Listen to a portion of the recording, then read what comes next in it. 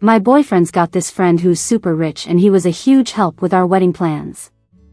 This guy's really easygoing and humble, though he's kinda sickly and gets ill a lot. Totally opposite of the spoiled brat rumors you'd expect. Then, out of nowhere, my boyfriend calls off the wedding. That rich friend suggests, the wedding's already planned, how about we do a mock wedding so you don't lose face? Then my boyfriend freaks out at the wedding, pointing fingers and yelling, he's just pretending to be nice to get close to you. Can't you see that? The rich friend just stands there, head slightly down, looking all hurt but still calm. I frown at my boyfriend. After all he's done for you, this is how you repay him? Seriously? It wasn't until after the wedding that I spotted this room in his house. And it was covered, like wall to wall, with photos of me. My boyfriend Howard and I were setting up our wedding, but getting a hotel in City A was a real nightmare. His parents are super picky, so it was stressing us out big time. Then Howard calls me all excited, saying he finally scored a venue at this super exclusive hotel in the city thanks to a friend's connection. When he picked me up from work, he was all pumped up. Guess who helped us out with the hotel? I felt half relieved dealing with that hotel mess. Howard's mom just has these ridiculous standards. His parents are both in management at their jobs, so they're used to being in charge. If a place isn't up to their standards, they make a big stink about it. So, I asked, who? He goes, Michael, the big shot. I heard he's got a bad temper. We gotta thank him face to face. I'm like, maybe I should sit this one out. You go. I honestly wasn't keen on these dinners that Howard always drags me to. His folks are government workers, but Howard's out there running his own show, doing pretty okay so far.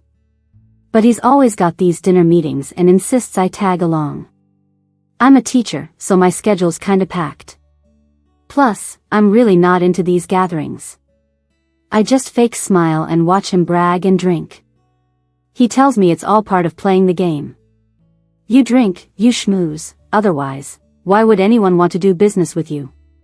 He's also like, everyone brings their partner, it'd be weird if I was alone.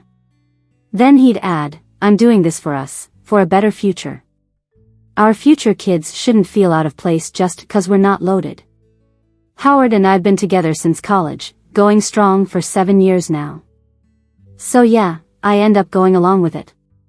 We show up in the suite, already packed. But it's cool, mostly young folks there. This guy named Mike brings us in and straight to this stunningly handsome young man at the main table. The dude has this intense face, staring down at his phone all broody. I'm a little intimidated, 'cause in City A, these rich kids can be real jerks, not treating people right. I'm hoping this guy's not one of those types. Mike calls out, Michael, look who's here. Howard strolls up, bending over slightly with a big friendly grin, Michael, I'm Howard, thanks a bunch for helping with our wedding venue. Turns out, this Michael is the hotel's owner himself. But he wasn't the cold type I imagined. He gives us a glance and then this genuine smile lights up his pretty boy face, giving off this springtime vibe. It's kinda mesmerizing. He stands up, shaking Howard's hand, his voice deep and clear, Hi, I'm Michael. Some folks joke, oh, Mike, before you got here Michael wasn't in a good mood, now he's all smiles. Michael snaps back playfully, get lost, I'll make sure to get you drunk later. Then he glances at me with these kind, smiling eyes, no bad vibes at all. Howard jumps in, this is my girlfriend, Mandy. Michael smiles, reaching out with that well-manicured hand, nice to meet you, Mandy. Shaking hands isn't my thing, but I quickly reach out. His hand is surprisingly soft and smooth, even more so than most girls. Forgetting to give a firm handshake, he gently squeezes my hand, gives a slight smile, and lets go. We take our seats, the warmth from his handshake still lingering on my fingers. The meal was excellent, everyone had a good time.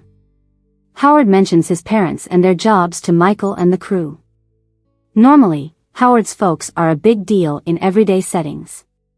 But among these rich kids, not so much. Lots of these young uns have big-name parents and somehow Michael seems to lead the pack.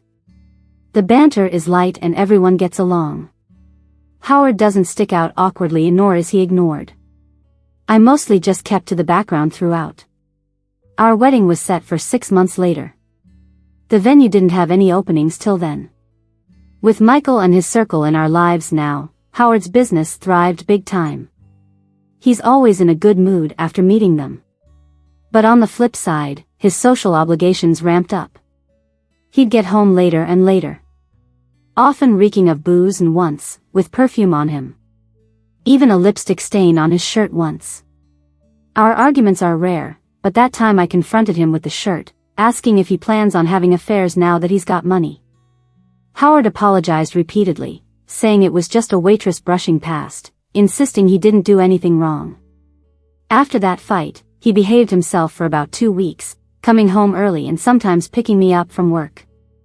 Our relationship was sweet like before. But the peace didn't last long. He got back into his old habits. When I complained, he just said work's the reason, can't close deals without those drinks. I honestly didn't know what to do about it. At least now when he came home, the perfume was gone.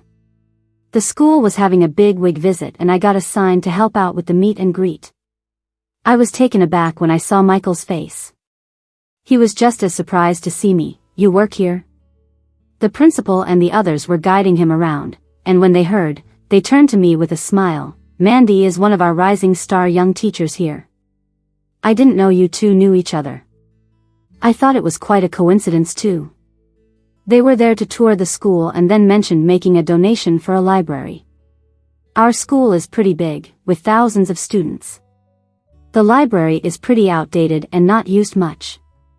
Most of the books are old. Throughout all this, I was nudged to stand by him and give introductions.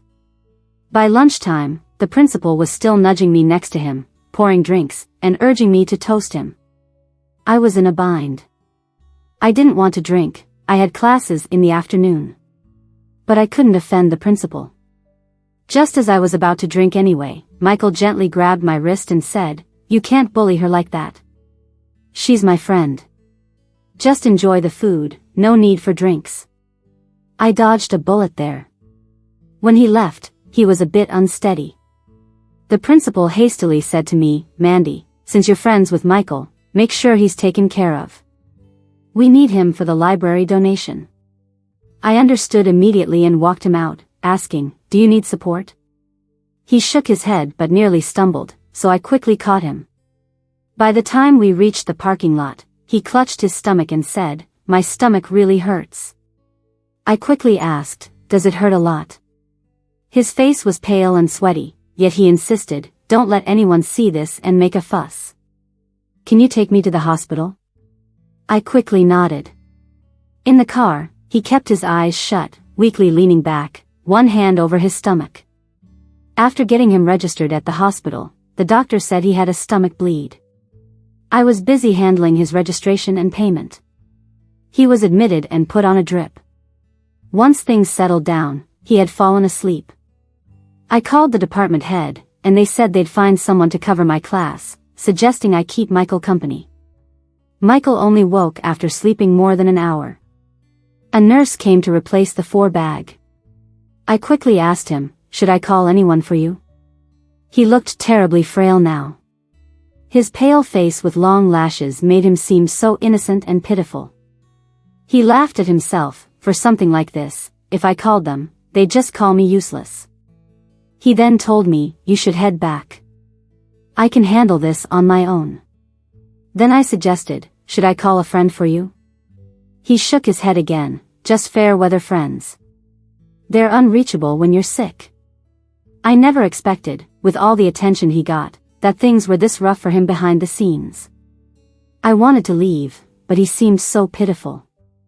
I just said, "Then I'll stay here with you. I'm covered for my afternoon class." His eyes got a little red looking at me, clearly touched. But he turned away awkwardly. I thought about texting Howard since he seems in with Michael's crowd recently. But he huskily said, "Could you not tell anyone I'm sick? I don't want them seeing me like this." I put my phone away right away. The doctor came by, advising him to drink less alcohol and eat regularly. That evening, I got him some congee. He ate it, then insisted on being discharged. Since he wanted to leave, there wasn't much I could do. I just urged him to take care of himself. He added my contact info and said he'd treat me to a meal as thanks for helping him out. A few days later, he said he was near the school and suggested having a meal together. Since he asked, I couldn't really refuse. He said, "You helped me last time. I'd feel bad not returning the favor. Just a simple meal." But meeting just the two of us felt odd. I felt a bit guilty. While eating, he asked, "Mandy, which subject do you teach?" "Math." "I have a favor to ask. My little nephew's not doing well in math. Do you think you can tutor him?" I quickly shook my head. "Sorry, I don't do tutoring." He nodded, a bit disappointed but understanding. I was too forward. After we ate, from our private room, I saw Howard downstairs in the hall having dinner with a girl. I was just about to go say hi. Just then, they got up and left. As the girl exited, she nearly tripped, and Howard quickly steadied her. Michael, beside me, commented, "What a coincidence. That looks like the PR girl from Howard's company. He's been bringing her out a lot when we hang out." I nodded, a bit dumbfounded. That night, Howard yet again returned in the wee hours. There still wasn't much of a smell on him. I asked, "Late night at work again?" He nodded and kissed me gently. "Get some sleep. You've got to get up early tomorrow." I nodded. The next morning, I intentionally checked the clothes he took off. It wasn't the same shirt. Michael said they've been out together recently. So he's likely been changing clothes every time before coming home. At night, Howard said he'd be working late again. I sent him an emoji in response. Forlornly, I asked Michael, "If Howard goes out with you guys, could you let me know?" He sent back an okay emoji, then added, "We're going out tonight. Want to join?" I replied, "Sure," and after some hesitation added, "Could you not tell him? I just want to see." He replied immediately, "Sure." At night, Michael picked me up at the door. He said, "I own this bar. I'll take you through the VIP entrance to avoid seeing anyone." We entered through the internal staff passage to the second floor. The bar blasted with deafening music as guys and girls moved wildly. It was loud all around. But I felt a bit lost. What was I even doing here? Suddenly, I wanted to just go home. Michael pointed out a direction. "Howard's over there." By his side was the same girl I saw the other day. She was drinking. Howard was nearby, smoking and chatting with someone else. His hand rested on her shoulder. I silently watched him. He's changed so much. I knew his company's been doing really well lately. Sometimes he excitedly mentioned making a month's revenue that rivaled a year's. The company's expanding too. Yet I felt more distant from him. After a while, the girl stumbled towards the dance floor. Howard quickly followed, trying to assist her. But she just yanked him into the dance floor. He seemed to be having a good time. Suddenly, the lights went out for 2 seconds, and the music stopped, then it all lit up again. They were kissing. Michael stood next to me, hesitating for a moment. Finally, he said, "I'm sorry, I didn't expect things to turn out like this." I was wandering aimlessly down the street in the middle of the night. Feeling kinda tired. I found a chair and sat down. I murmured, "What am I supposed to do? The hotel is booked, the invites are sent. But my fiancé cheated on me. Only 3 months left till the wedding." He handed me a tissue. "I can refund the hotel money," he said softly. I felt kind of numb. Honestly, I should have seen it coming. Ever since Howard started coming home late more often, and I didn't want to go out with him for social gatherings, we've had less and less to talk about. Sometimes he'd mention someone, and I didn't even know who they were, so I couldn't respond. Michael suggested, "Maybe you should talk to him. Maybe he'll change." I looked at him. He was like my lifeline right now. Really? His eyes flickered for a second, then he said uncertainly, he should. How will you know if you don't try? Seeing him like that, I knew it wouldn't help. And it's not like we haven't argued about it before. Whatever, I'll deal with it tomorrow. But as it turned out, Howard didn't come home all night. I had been waiting for him to come back so we could talk. After all, we've been together for 7 years, and now we're talking marriage. But he never came back. The next day was a Saturday. He came back in the morning. When he saw me, he was so guilty he couldn't even look at me. One look at him, and I knew it was over. He said, the server at work had issues. Everyone had to stay overtime, so I couldn't come back. I looked at him and nodded. He handed me a card, saying, all my money's in here. We're about to get married. My income is for my wife. I took it silently. In the next month, he came home late even more often and sometimes didn't come home at all. I moved most of my stuff out. This house was bought by his family. It has nothing to do with me. During this time, Michael checked in on me a lot. But I didn't respond much. Just when I was ready to break up with Howard, that girl found me. She was dressed really stylishly. Then straightforwardly handed me a test result, saying, I'm pregnant with Howard's child. I hope you can step aside for us. Howard stormed in. He tried to drag the girl out. The anger on his face was something I'd never seen before. Unfamiliar. She cried, what are you doing? I'm pregnant. Do you want me to abort it? Fine, if you want me to abort it, I'll just jump off the building right now. Then she struggled to leave, but Howard held on to her. I felt like such a joke. I quickly packed up my stuff. Let's break up. As I was leaving, he came after me. The girl's still calling him. He stammered, Mandy, listen, I'll give her money to get rid of the baby, okay? A car pulled up beside us. It was Michael. He saw us like this. His expression was super awkward. But he had no choice but to come over. He glanced at the three of us.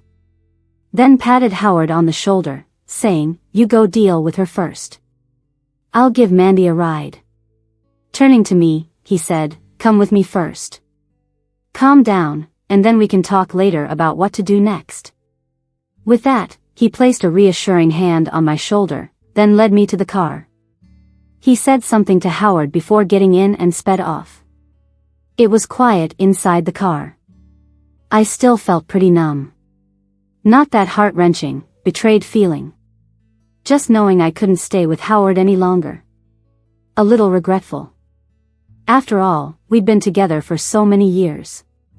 But now that I've decided to leave him, it felt like a weight had been lifted. Honestly, his mom always made me uneasy. She's so high and mighty. And Howard, to be honest, I never had a strong reason to break up. Now that it's over, looking back, he really wasn't right for me. His circle would only get more complicated. And mine is pretty simple. We were bound to drift apart. After a while, Michael said, if you're upset, you can cry. You'll feel better. I took a deep breath, I don't want to cry. Can you take me back to get the rest of my stuff? He agreed. Thank goodness for Michael. At least I had someone to help, someone by my side. He seemed reliable. He didn't talk much, no spoiled rich kid attitude. Instead, he was polite and empathetic. Every time he looked at me, it was with such caution, like he was afraid of startling or hurting me. Maybe because he's seen me at my lowest. I gathered the last of my things from Howard's place. Then glanced at the now empty house, leaving the keys on the table. Michael helped push the suitcase. We didn't say much. I got in the car and gave him my new address.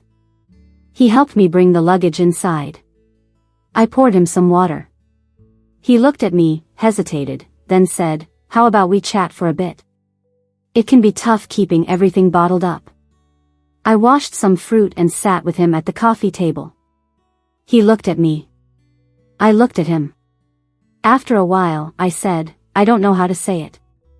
He chuckled, then quickly stopped himself, apologizing, sorry, I didn't mean to laugh. It's just when our friends break up, we usually drink and listen to them vent. I pulled a face, we've been together for 7 years. To be honest, the love turned into something like family. A lot of things became a habit. Honestly, if we didn't get married, I could accept that because marriage comes with a lot of worries. Honestly, what I'm really worried about is that I've already sent out the invitations. My parents, being in the countryside, are super excited about my wedding. They've invited other relatives to come to my wedding. If I tell them I'm not getting married now, they won't accept it. Plus, I'm already 26. Girls my age already have kids in elementary school. My parents will start worrying again. He laughed again. I glared at him, aren't you supposed to comfort me? And you're laughing after I just went through a breakup. He quickly apologized, sorry, I thought you'd talk about how much you loved him, all you've been through, and why he betrayed you. I didn't expect your concerns to be so practical. Honestly, I already knew we weren't right for each other. But life's inertia kept me from breaking up. Actually, I feel relieved now. Maybe deep down, I never wanted to get married. What do you mean not right? Weren't you guys together since college? I glanced at him, you don't find this annoying, do you? Never mind, there's no point talking about this. Guys probably aren't interested in this stuff. Let me take you out for a meal. Thanks for staying with me today. He took out his phone and said, let me order food. I'm interested. Keep going. I was a bit surprised, trying to organize my thoughts. First, our family backgrounds don't match. My family's from the countryside, and his parents are government employees. Honestly, they look down on my parents. We've never had a meal together. Just video calls. Then there's his business. He's always socializing, so cheating is just a matter of time. Plus, he's so busy, we barely talk anymore. Anyway, after a long time together, there's no more passion. I'm not forcing him to have passion for me either.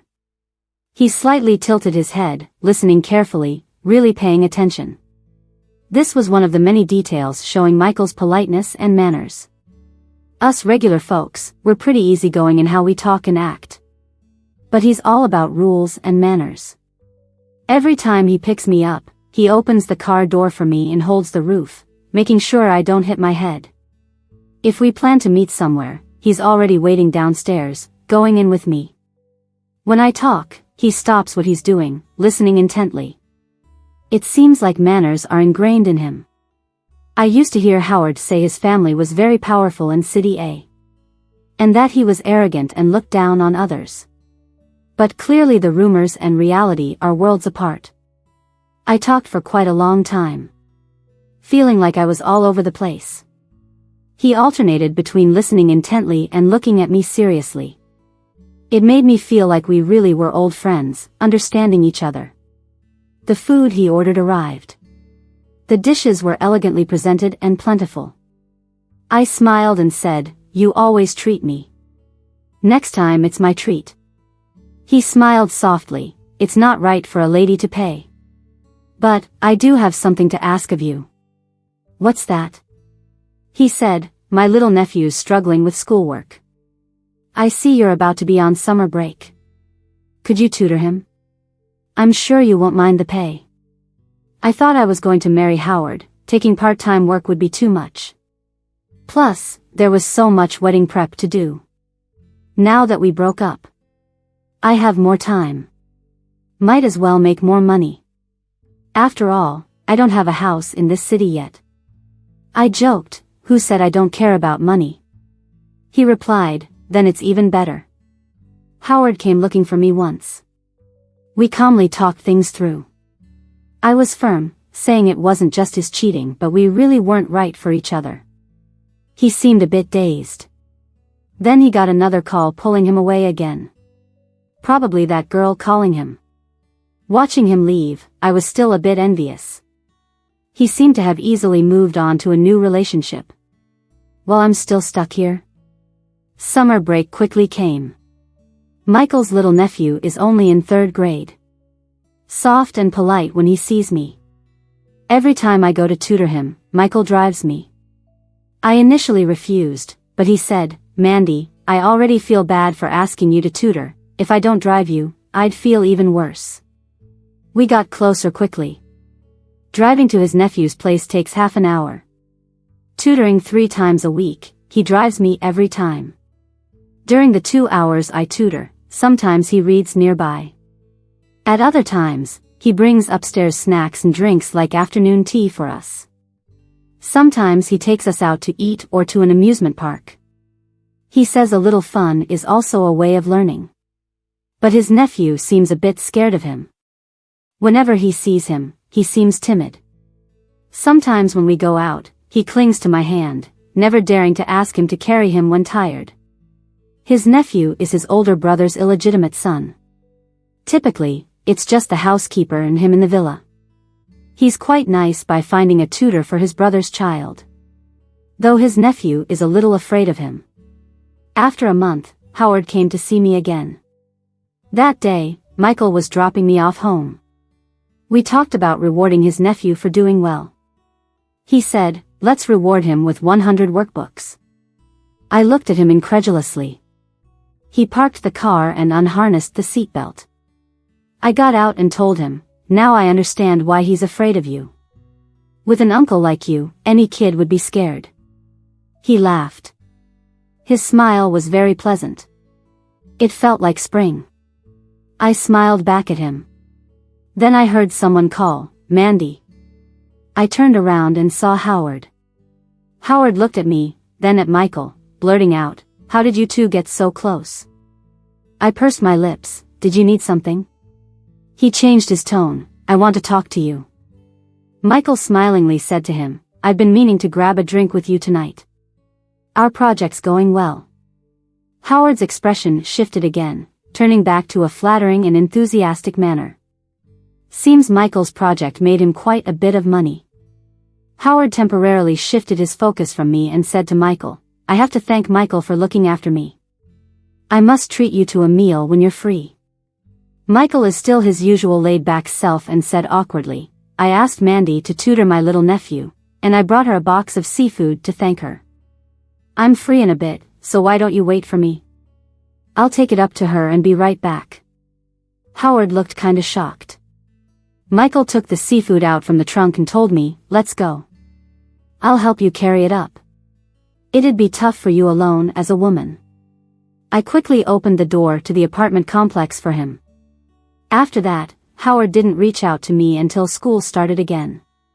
I saw him again after classes had resumed. He was waiting for me at the school gate, smoking. He looked like he'd been through a lot. He said, "Amy wasn't pregnant at all." "Who?" He gulped, "The woman who came looking for you last time." I felt nothing and asked, "What do you want with me?" "Mandy, let's get back together." He looked at me sincerely. I was wrong. The house has been cold without you. I was blinded by the lights of the city. Now I know you're the most important one. Let's not cancel the wedding. Let's continue and get married, please. I promise I'll never mess up again. I can even sign a loyalty agreement. Whatever you want. Looking at him, I felt a bit uneasy. The more we broke up, the more I felt I'd made the right choice. He's definitely not marriage material. I shook my head, "No way. I'm not getting back with you, and honestly, I don't even want to get married anymore." He begged for a while, almost crying as he promised. I awkwardly looked around. People were getting curious. "I've got things to do, gotta go." His face darkened. "Is it because of Michael that you won't get back with me?" "What are you talking about?" I got a little angry. "This is between us. Why drag someone else into it?" He sneered, "Don't think I don't know how close you two have gotten. You act all above it, but when you see a powerful guy, you're just as vain as anyone else." I was furious. It felt like everything rushed to my head. How dare he insult me and Michael like that? Michael's a true friend, always there for everyone, including Howard. Michael's helped you a lot, and now you're bad-mouthing him. I was never unfaithful when we were together. We split because you cheated first. How dare you call me vain? You've got some nerve. Yeah, Howard, you've got it wrong. A calm voice chimed in. I looked up and there stood Michael and Mike. Michael gave me an apologetic look and sincerely told Howard, Howard, I asked Mandy to tutor my nephew. So, yeah, I've been giving her rides quite a bit, but it's all above board. You can doubt me, but you can't discredit Mandy. She's a kind-hearted person. I don't want her reputation slandered. Howard dropped the pretense and said, she's my girlfriend, and you're ferrying her around like what? Michael's face looked a bit weird, turning a shade of red with a hint of guilt, saying, don't get upset. How about I offer your company another project? I heard you're preparing for a bid. I'll get you more info. But before Michael could finish, Howard punched him in the face. That'll teach you to mess with my girlfriend. What are you doing, Howard? Why hit him? I hurriedly went to help Michael. He stumbled a bit and actually passed out. Mike rushed over, cursing, damn, his blood sugar's low. We need to get him to a hospital. Saying that, he picked Michael up and bolted, and I followed. Howard was just standing there, stunned. At the hospital, Michael was getting in for treatment. Mike had to leave for an urgent call. Michael slowly woke up, glanced at me, then around the hospital, and gave a wry smile. Back to the hospital, huh? My body's a mess. I quickly reassured him, don't worry, just take care of yourself more. He lowered his lashes, looking all calm and harmless, though now with a swollen lip, which was a little pitiful. I'm sorry I've caused you trouble. I should have kept my distance, he wouldn't have mistaken things then. Thinking about Howard pissed me off. That guy's crazy. Just ignore him. He made mistakes himself and still has the nerve to hit someone. Unbelievable. Michael continued, anyway, I should have cleared things up with him. Misunderstandings aren't good, we're all friends. No need for this awkwardness. You always think like that, I sighed, you're so good to your friends, always considerate. But what about you? I mean, you've done nothing wrong.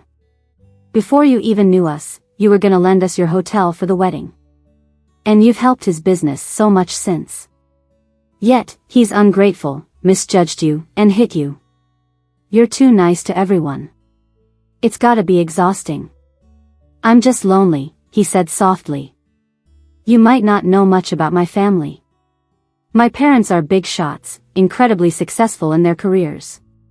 But as parents, they fell short. My brother and I had everything except love.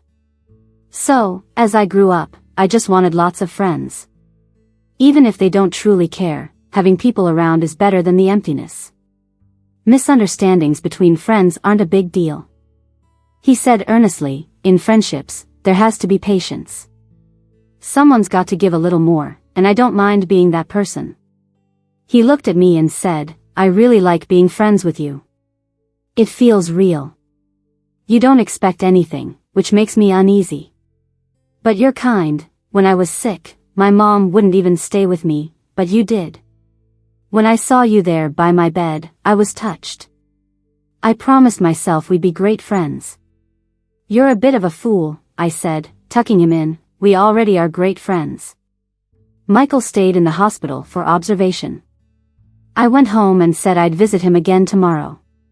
When I got back, I saw Howard waiting downstairs at my building.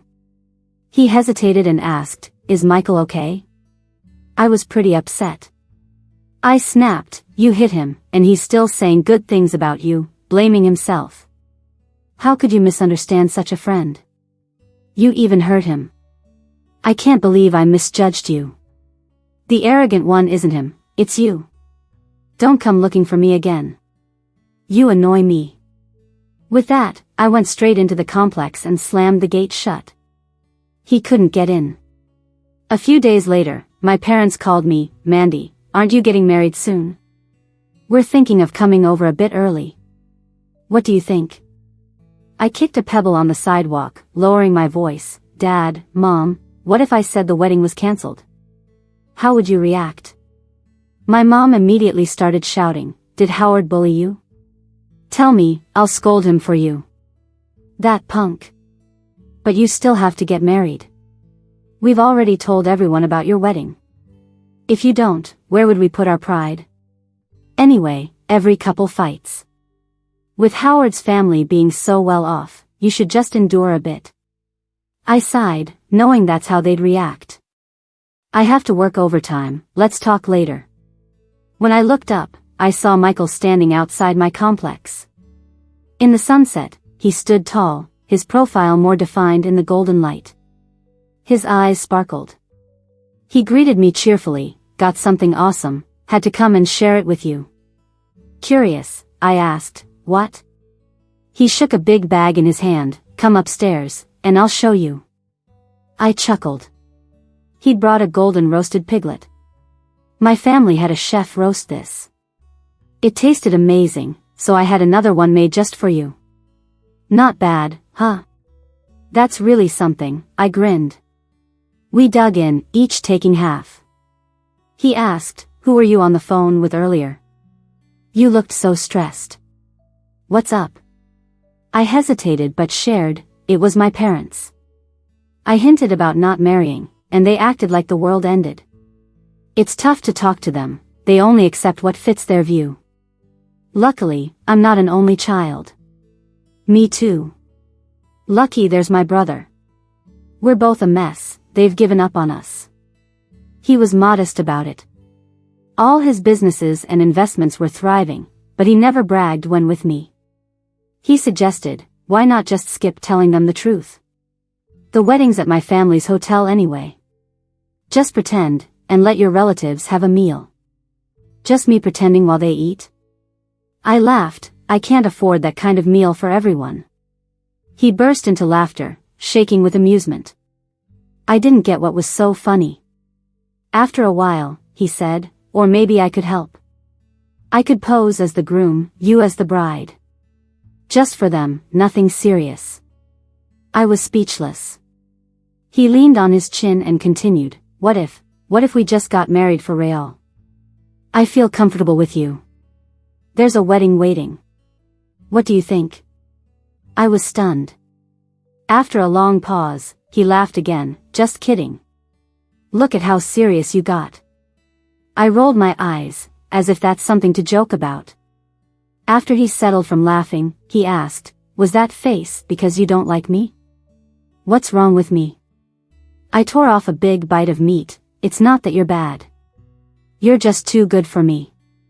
He leaned closer, dropping his playful demeanor for something serious. I'm not. Maybe I'm the one not good enough.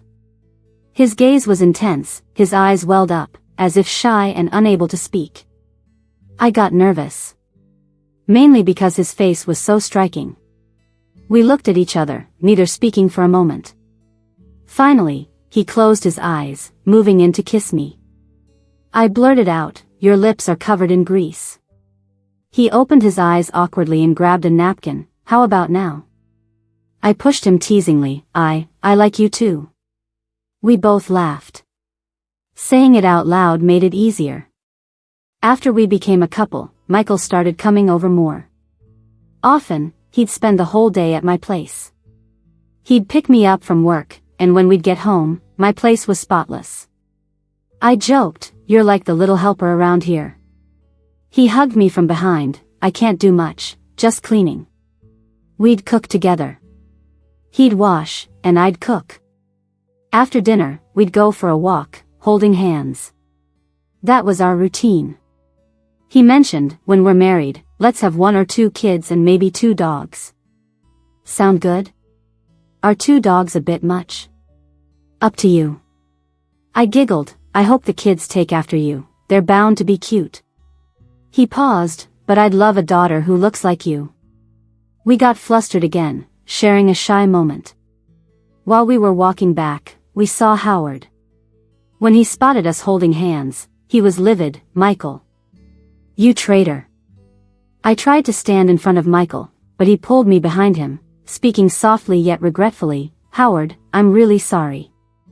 I fell for Mandy. Please, let us be happy together. You have a family now, focus on them. It's all your fault." Howard shouted with animosity. "Don't pretend I don't know. You set that woman up at my company to lure me away." Michael gave me a sly look and whispered, "Why don't you head back first?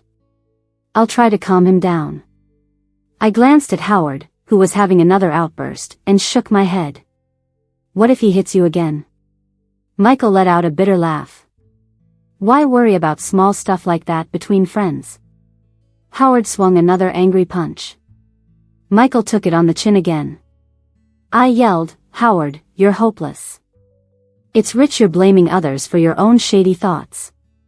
Who do you think you are, someone worth seducing?" Michael quickly covered his face and whispered to me, "Let it go. Howard's just having a hard time and that's why he's acting out. No, Mandy, listen to me. He set this up on purpose to break us apart and snatch you away. He wants you to see his true colors." I said with determination, "I see clearly. And for the record, I like him on my own, without being snatched.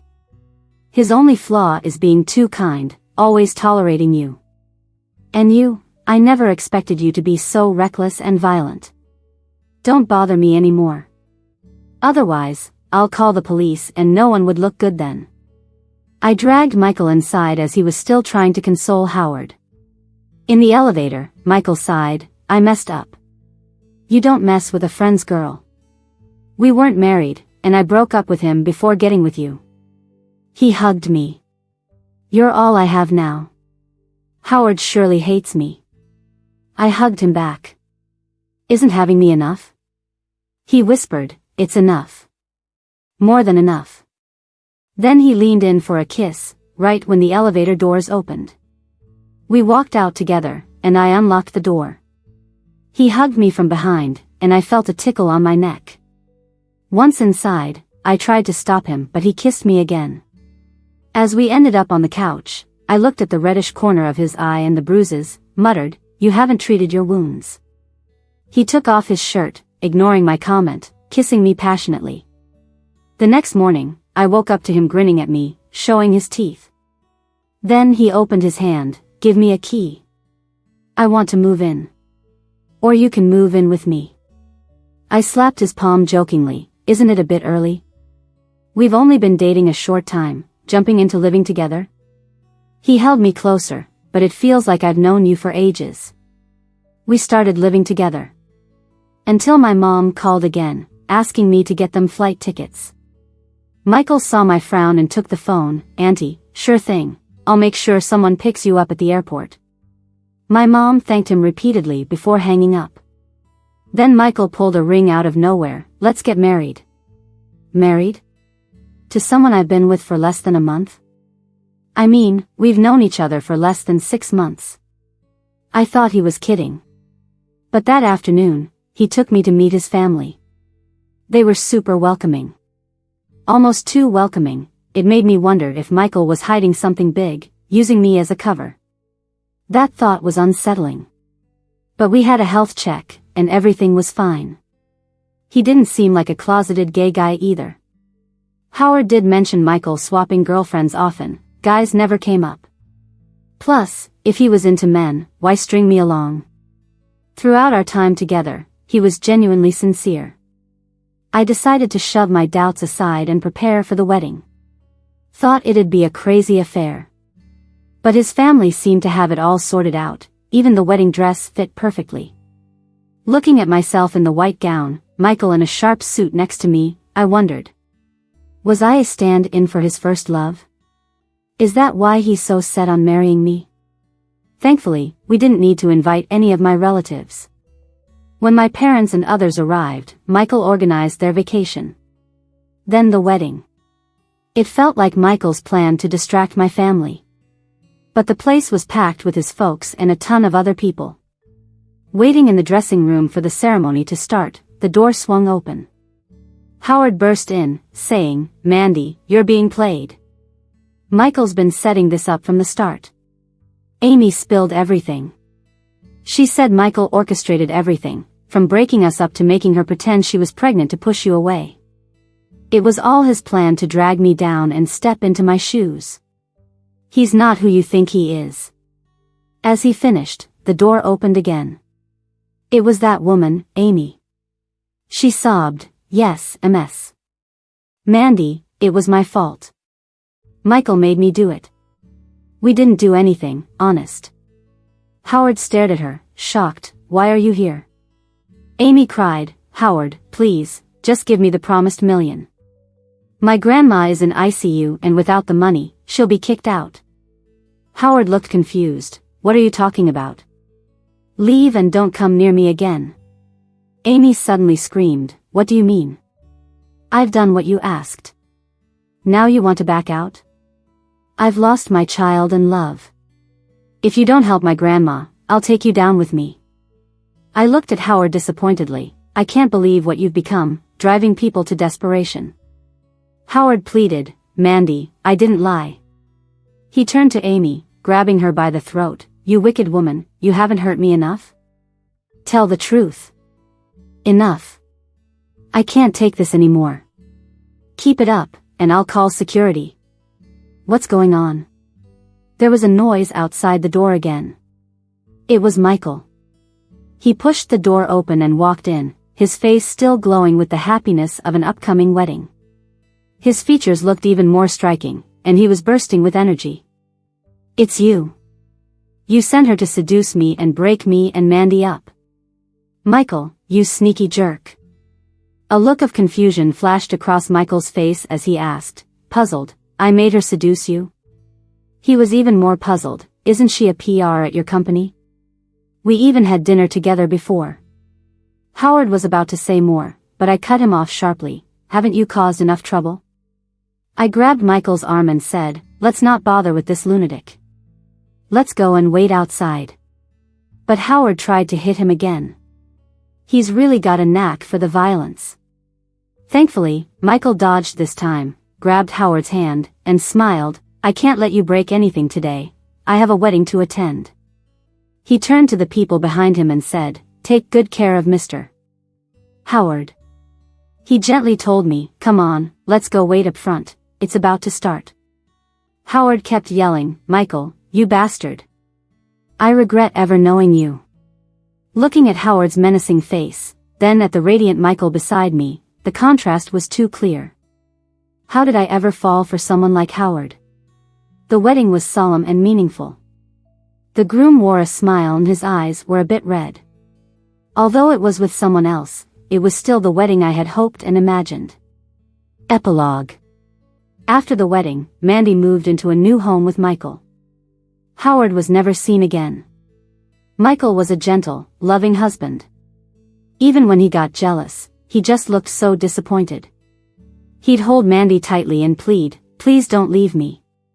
Mandy's heart melted. They were inseparable, like sugar and honey. One night, Mandy wanted some barbecue. Michael drove them to a well-known joint. As they were enjoying themselves, a drunk guy came over from the next table, wanting to toast Mandy. Mandy grabbed Michael and tried to leave. The guy's table had like 7 or 8 people, clearly the rowdy type. But they got blocked. Michael put his jacket around Mandy and gently said, "Don't worry."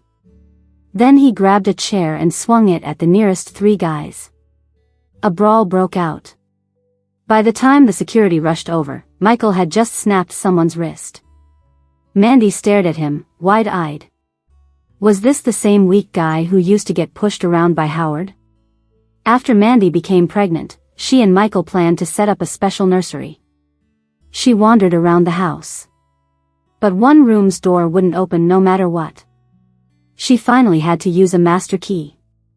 When she got it opened, the walls were covered with her pictures. Many were taken secretly, and from before she even knew Michael. It made her skin crawl. At that moment, the door opened from the outside. Michael stood there, staring at her with deep-set eyes. Mandy hastily went over to him and said, "You did this? It's creepy. My phobia is acting up." Michael lied without missing a beat. "I bought these from Howard. I didn't want him keeping any of your stuff." He watched her expression closely and asked, "Does it bother you?" Her nerves twitched slightly, and she laughed quickly. "Well, let's burn them then." She took his hand, pulling him out of the room. She locked the door behind them. Seeing the light outside eased her mind a bit. Suddenly, she exclaimed with joy, "The baby just kicked me." Michael quickly said, "Let me feel it." He knelt down slightly and concentrated on feeling it. Mandy touched her belly and looked at his anxious face. She reached out to stroke his head gently. They were going to be happy, right? Maybe they'd have 1 or 2 kids, get a couple of dogs. Seems pretty ordinary. But also feels kind of rare.